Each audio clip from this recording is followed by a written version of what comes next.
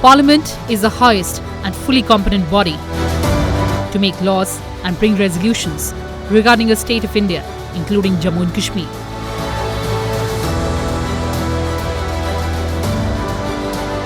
Rajya Sabha has been witness to many historical moments, but August 5th, 2019 was unparalleled and truly historic.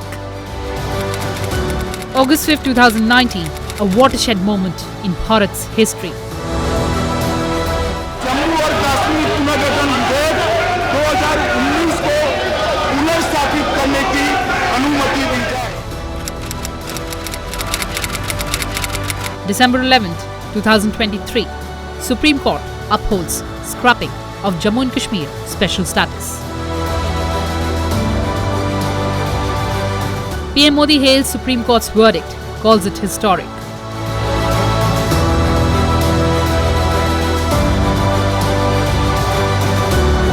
Article 370, which was temporary provision but lasted for 70 years.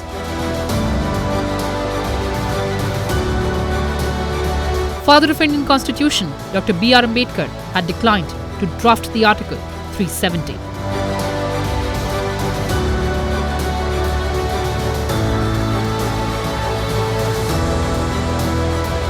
Finally, it is during Prime Minister Modi's regime that Article 370 becomes history.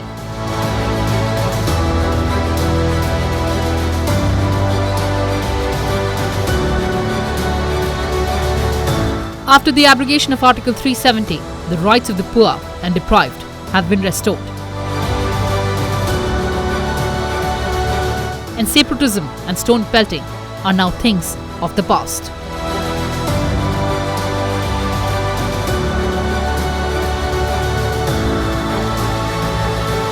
The entire region now echoes with melodious music and cultural tourism.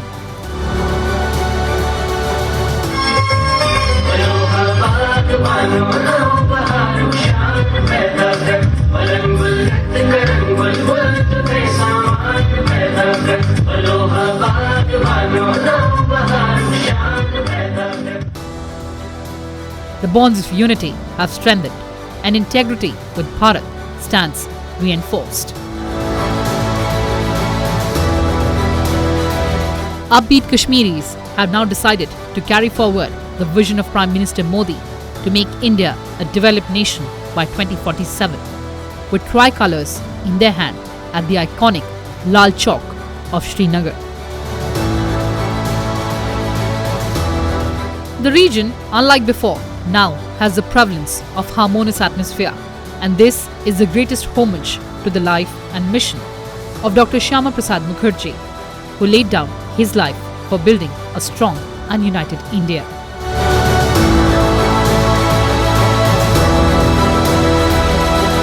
Hello and a very warm welcome, viewers. You're watching this special presentation of Sansad TV on transformation of Jammu and Kashmir post-abrogation of Article 370. The abrogation of Article 370 on August 5th, 2019 will be written as golden chapter of history for laying the foundation of beginning of transformation of Jammu and Kashmir, where there's democracy, inclusiveness and development, ending years of discrimination. 890 central laws have been applied.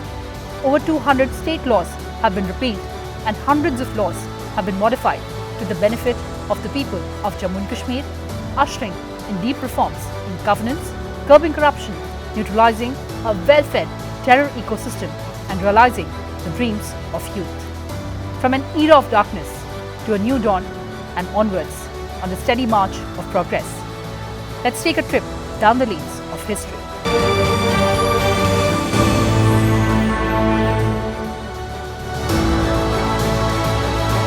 Kashmir owes its origin to a legendary rishi, Kashyap, who is credited to have reclaimed it from a huge lake that existed where Kashmir Valley is located today. The land was first called in ancient literature Kashyapmar, which has now corrupted to become Kashmir. Modern Emperor Ashoka had a strong connection with Kashmir. He founded the city of Srinagar and brought Buddhists to Kashmir, which saw a number of ruling dynasties till the middle of 14th century.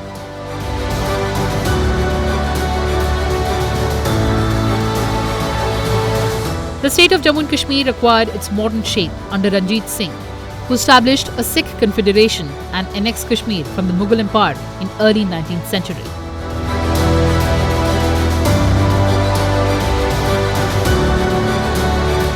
The administration of Jammu and Kashmir was given to a local chieftain from the Dogra community, who expanded it by capturing Ladakh and Baltistan for the Sikh Empire. By this time, the British rule of East India Company was getting stronger in India. When the British divided the Indian subcontinent into two countries, India and Pakistan, Jammu and Kashmir was one among the 565 princely states of India, on which the British paramountcy lapsed at the stroke of midnight on 15th August 1947 under the partition plan provided by the Indian Independence Act. The rulers of princely states were given an option to join either India or Pakistan. The ruler of Kashmir, Maharaja Hari Singh, did not exercise the option immediately. He instead offered a proposal of standstill agreement to both India and Pakistan, pending the final decision on the state's accession. But Pakistan invaded Kashmir from north with an army of soldiers and tribesmen carrying modern weapons. In the early hours of 24th October 1947, thousands of Pakistanis swept into Kashmir. The Maharaja of Jammu and Kashmir appealed to India for help. He sent his representative, Sheikh Abdullah, to Delhi to ask for India's help. On 26 October 1947, Maharaja Hari Singh fled from Srinagar and arrived in Jammu, where he signed an instrument of accession of Jammu and Kashmir state. Some people leave their imprint on history by reshaping the society. Dr. B.R. Ambedkar was one such charismatic figure, whose political, social and economic visions continue to influence our country. The legend goes, when father of India's constitution, Dr. B.R. Ambedkar, refused to draft Article 370, Prime Minister Jawaharlal Nehru got a member of his cabinet, N. Gopalaswamy Iyengar, to do the job. The causes of Kashmir problem, inclusion of plebiscite in the instrument of accession, halting Indian offensive when it was poised to drive out the invaders from Kashmir, and Article 370 played no less part in preventing J&K from becoming an integral part of the Indian Union before 2019. That's when the abrogation of Article 370 happened.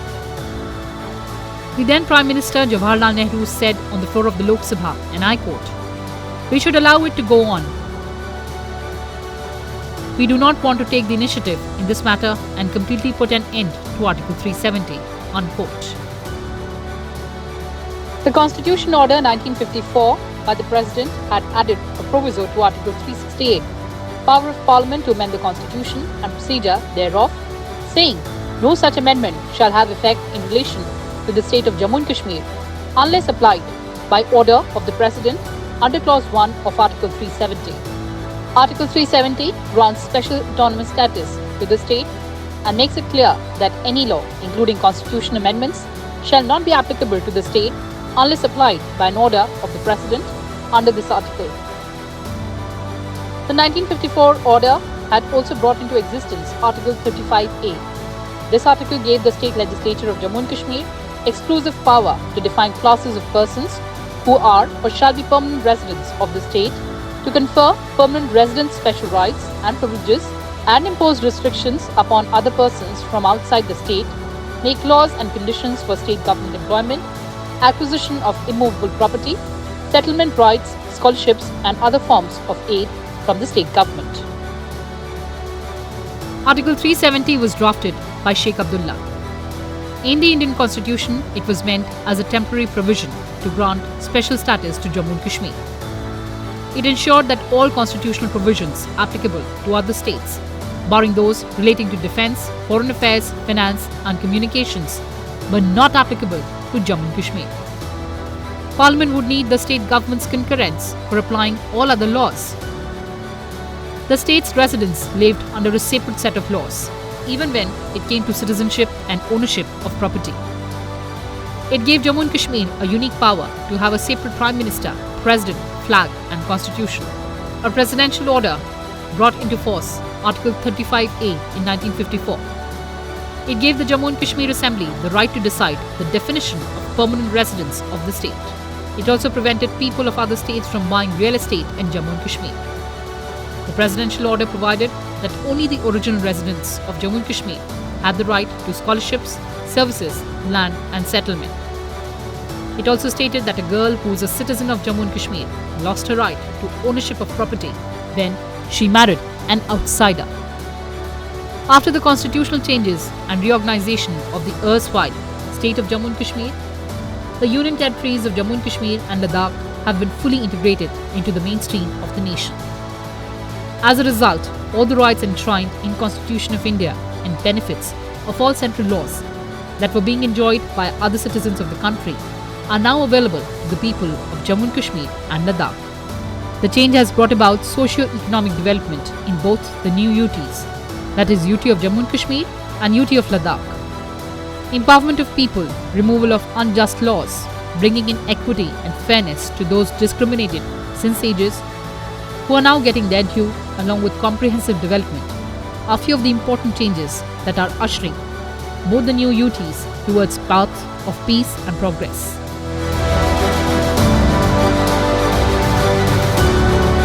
With the conduct of elections of Panchayati Raj institutions such as Panchas and Sarpanchas, Block Development Councils and District Development Councils, the three-tier system of grassroots level democracy has now been established in Jammu and Kashmir. For the first time in the history of Indian judiciary, a Jammu and Kashmir High Court Judge, Justice Rajneesh Oswal, took oath under the Constitution of India and not under Jammu and Kashmir Constitution, which has ceased to be in effect when the centre ended the special status of the state. In a landmark verdict, the Supreme Court unanimously upheld the centre's August 5, 2019 decision to abrogate provisions of Article 370, asserting that Jammu and Kashmir possesses no unique internal sovereignty compared to other Indian states. The Apex Court reasoned that Article 370 was only a temporary provision to ease the accession of the then princely state to the Union at a time of internal strife and war.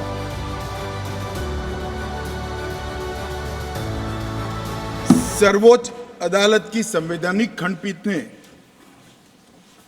धारा 370 को समाप्त करने का और जम्मू कश्मीर राज्य के पुनर्गठन का विधेयक, जो मैं 5 अगस्त 2019 को इस सदन में मोदी जी के लिए गए निर्णय के अनुमोदना में लेकर आया था, वो बिल लाने की मंशा, बिल का संवैधानिक रूप से स्वीकार और पूरी प्रक्रिया को भी माननीय सर्वोच्च अदालत ने संवैधानिक घोषित किया है, सर्वानुमत से किया। आज मुझे आनंद है, कश्मीर के लिए मरने वाला हर फौजी, छोटे से छोटा व्यक्ति, नागरिक से लेकर श्यामा प्रसाद मुखर्जी तक जिनने बलिदान दिया है, वो सभी लोगों की आत्मा आज इस देश में से 2 विधान, 2 निशान और 2 प्रदान समाप्त कर संतुष्टि का सांस लेगी।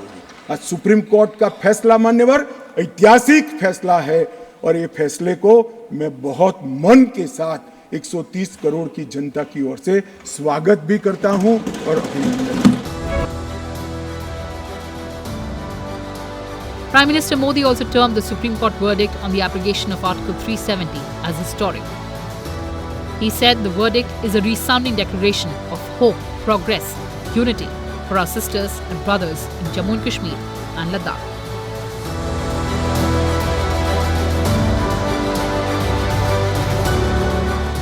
On the same day, Home Minister Amit Shah replied to the discussion on Jammu and Kashmir Reservation Amendment Bill 2023 and Jammu and Kashmir Reorganization Amendment Bill 2023 in the Rajya Sabha.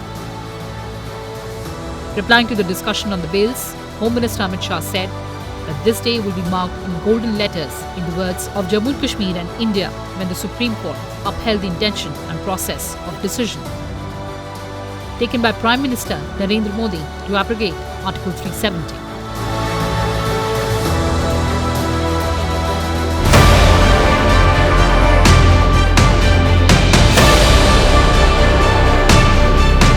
Home Minister said that India has not only raised the voice against terrorism, but has also worked to destroy the entire ecosystem of terrorism. Besides, action has also been taken against those who finance terrorism. He said that during the government led by Prime Minister Modi, NIA registered 32 cases of terror financing, whereas before 2014, not a single case was registered. The State Investigation Agency registered 51 cases of terror financing, whereas earlier the need for a State Investigation Agency was not felt. He said that so far 229 arrests have been made in terror financing cases, and assets worth more than 150 crore have been seized. 57 properties have been seized. Apart from this, the NIA has also done the work of freezing more than 100 crore in 134 bank accounts. Union Minister Amit Shah also said that before 2014, a crowd of 25,000 people used to gather at the funerals of terrorists in Kashmir. But after the abrogation of Article 370, there are no such occurrences. He said that this has become possible because the government has decided that after any terrorist is killed, he will be buried at the spot with full religious rituals. The Home Minister also said that incidents of stone pelting also stopped because the government has decided that if any candidate has a case of stone pelting in his family, he will not be given a government job. That if any member of someone's family while sitting in Pakistan encourages terrorism in India, then he will not get any government job. Home Minister added that if on the basis of telephone records it is proved that a person from someone's family is involved in promoting terrorism, then service rules have been made to dismiss him from the job. Article 370 समाप्त होने के बाद और उसके पहले भी नरेंद्र मोदी जी की सरकार आई 2014 में, आज युवाओं का भविष्य ब्लैक नहीं है, परंतु स्कूल का ब्लैक बोर्ड उनका भविष्य बन गया है, वो पढ़ाई लिखाई की। जो युवा मान्यवर पत्थर लेकर घूमते थे, मोदी सरकार ने, इस प्रधानमंत्री ने इसके हाथ में लैपटॉप पकड़ाने का काम किया है। पूरी दुनिया का एक्सेस और आतंकवाद और अलगाववाद की बात करने वाले लोग धारा 370 कर आधार बनाकर अलगाववाद की बात करने वाले लोग आज जो लोग बात करते हैं उनकी कश्मीर की जनता अनसुनी करती है, डेमोक्रेसी और डेवलपमेंट की बात करती है। मान्यवर, ये आज बदलाव हुआ है। हमारे लिए मन में संवेदना है कश्मीर के युवा के लिए, कश्मीर की बच्चियों के लिए और घाटी के भविष्य के लिए संवेदना है, आतंकवादियों के लिए नहीं। The government has a policy of zero tolerance against terrorism. The approach of the government is to dismantle the terror ecosystem. Since the abrogation of Article 370, which granted special status to Jammu and Kashmir, there has been a noticeable decline in terrorism in the region. Data speaks louder than words. Let's take a look.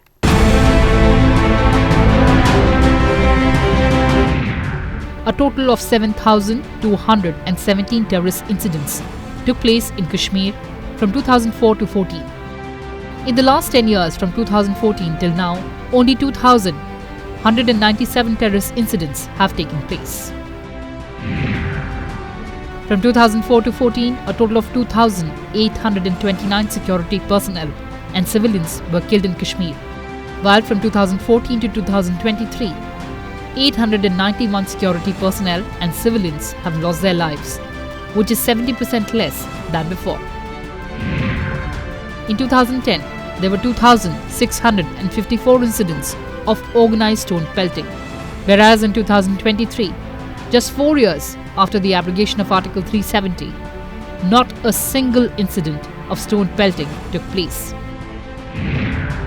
In 2010, 112 civilians were killed in stone pelting, whereas in 2023, there was not a single incident of stone pelting.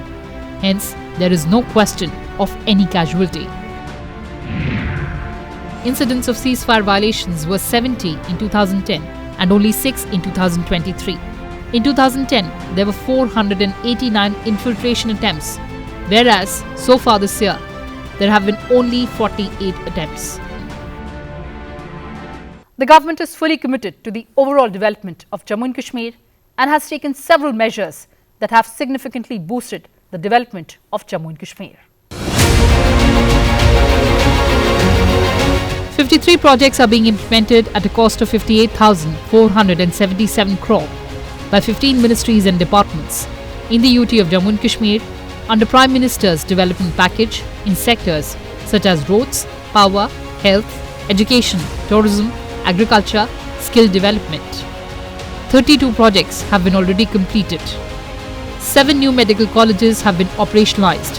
28 BSc nursing colleges and 19 BSc paramedic colleges have been added. 800 more MBBS seats have been added, totaling to 1,300. Under hydropower generation, MOUs signed for development of 5 mega projects. Smart prepaid metering is under implementation in 3 phases. 4.21 lakh smart meters have already been installed. Under Pradhan Mantri Gram Sadak Yojana, 6,912 km road length constructed during the last 3 years.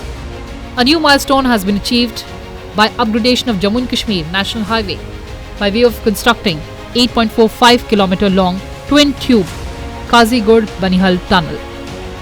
The air traffic to and from Jammu and Kashmir has been doubled post-2019. Night landing facilities have been provided in Jammu and Srinagar. Under Jal Jeevan Mission, about 13.54 lakh rural households covering all villages provided with tap water connections. Kashmiri saffron got GI tagging for its uniqueness. Third tourism working meeting of G20 was held from 22nd May to 24th May at Srinagar. This event has placed the UT of Jammu and Kashmir on the global stage.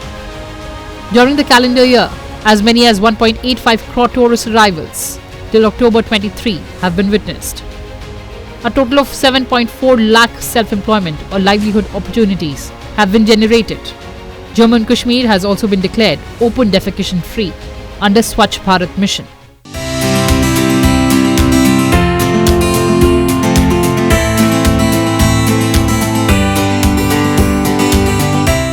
Jammu and Kashmir is emerging as a noticeable narrative on bringing civility to the land that was once scarred and wounded by terrorism. Now economic development, an important stimulus to aspirational society and basic fundamental rights like education, healthcare, employment, and the pursuit of happiness are no longer hostage to violence. A series of targeted efforts to tide over governance, bottlenecks, financial indiscipline, and lack of monitoring has yielded results in the form of development projects, so that Jammu and Kashmir emerges as leader in implementation of developmental projects and schemes of central government.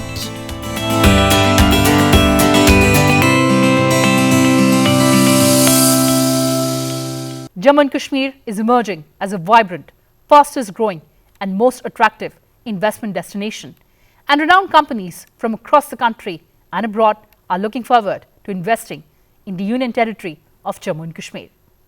Well, viewers, that's all I had for you in this edition. Thanks for watching and stay tuned to Sansad TV. Goodbye for now from my side.